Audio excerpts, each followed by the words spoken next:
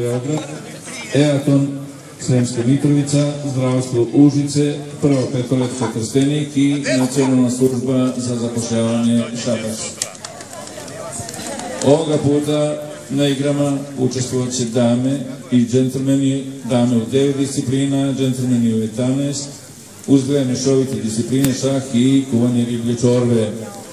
Pošto nam ovo vreme nije naklonjeno, ja ću zamoliti predsjednika sindikata Željka da vam se obrati i da igre proglasi otvoreni. Izvolite.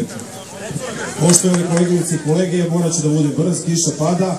Svi znaju da ja mnogo više volim da govorim na uličnim protestima i nadam se da ću vas neki put sve u ovom broju još veće vidjeti na ulici.